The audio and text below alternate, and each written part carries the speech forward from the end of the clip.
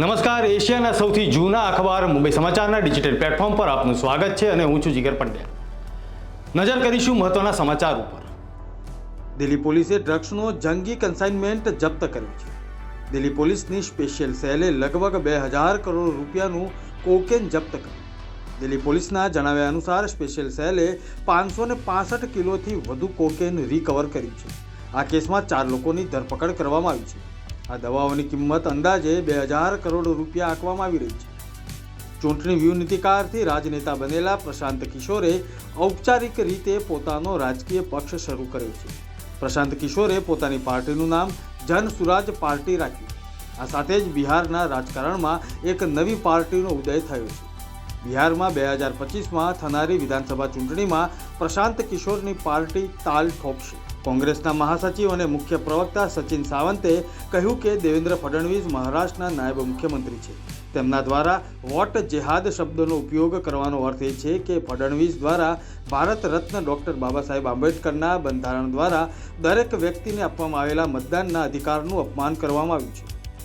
देखिए, कल भी उन्होंने वोट जिहाद का शब्द का इस्तेमाल किया था. ये अभी लव जिहाद कह रहे हैं और देश भर में पिछले 10 वर्षों से बाकायदा इसका इस्तेमाल भारतीय जनता पार्टी और आरएसएस के लोग करते हैं. लव जिहाद कहेंगे, वोट जिहाद कहेंगे, लैंड जिहाद कहेंगे.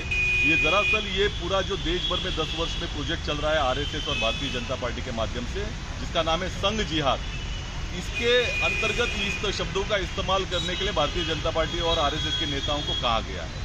और जहाँ तक देवेंद्र फडणवीस जी की बात है, उनका तो अभी लोकसभा चुनाव में डब्बा घोल हो चुका है. महायुति सरकार जा रही है. ભુજ અમદાવાદ વચ્ચે શરૂ થયેલી નવી સેમી હાઈ સ્પીડ નમો ભારત રેપિડ ટ્રેન મોટી મુશ્કેલી લઈને આવી રહી છે. નમો ભારત રેપિડ ટ્રેન શરૂ થયા બાદ શક્યતાઓ સેવાઈ રહી હતી કે ભુજ ગાંધીનગર ઇન્ટર ટ્રેન સેવા બંધ કરવામાં આવશે.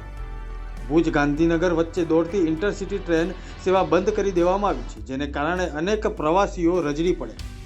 નવરાત્રી દરમિયાન અભયનની ટીમો દ્વારા મહિલા પોલીસને સાથે રાખીને આખી રાત પેટ્રોલિંગ કરવામાં આવશે.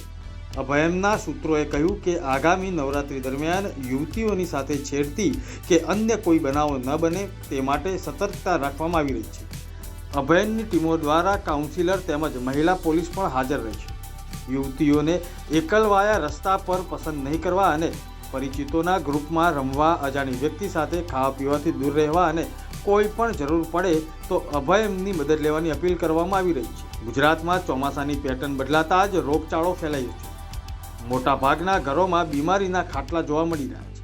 એવામાં આરોગ્ય વિભાગના સર્વેક્ષણમાં સામે આવ્યું છે કે હજુ 15 દિવસ સુધી લોકોને રોગચાળામાંથી છુટકારો નહીં મળી શકે. જેમાં વિવિધ રોગચાળાની સ્થિતિ અંગે માહિતી પણ રજૂ કરવામાં આવી છે.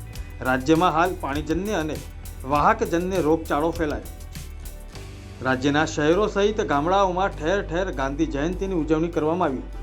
શાળાના વિદ્યાર્થીઓ દ્વારા પ્રભાત ફેરીનું આયોજન પણ કરવામાં આવ્યું.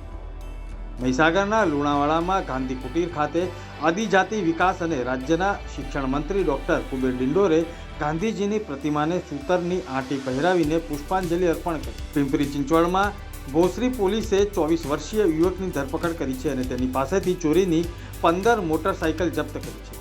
ચાકણ પોલીસે 3 લોકોની ધરપકડ કરી છે, તેમાંથી તેમની પાસેથી 17 મોટરસાઇકલ જપ્ત કરવામાં આવી. થાણેના વાગલે એસ્ટેટ વિસ્તારમાં હનુમાનનગર રોડ નંબર 34 પર બુધવારે બપોરે 2:30 વાગ્યાની આસપાસ વેંકટરમણ ફૂડ પેકેજિંગ ઇન્ડસ્ટ્રીઝમાં ભીષણ આગ ફાટી નીકળી હતી. ફાયર બ્રિગેડના જવાનોએ ભારે જહેમત બાદ આગ પર કાબૂ મેળવ્યો. માઇક્રોસોફ્ટના સ્થાપક બિલ ગેટ્સે મહાત્મા ગાંધીની જન્મ જયંતિ નિમિત્તે સ્વચ્છ ભારત દિવસ પર એક સંદેશો બહાર પાડ્યો. તેમણે પ્રધાનમંત્રી નરેન્દ્ર મોદીના નેતૃત્વમાં શરૂ કરાયેલા સ્વચ્છ ભારત મિશનની પ્રશંસા કરી. આ હતા અત્યાર સુધીના મહત્વના સમાચાર. વધુ સમાચારની અપડેટ માટે જોતા રહો મુંબઈ સમાચારનું ડિજિટલ પ્લેટફોર્મ. નમસ્કાર.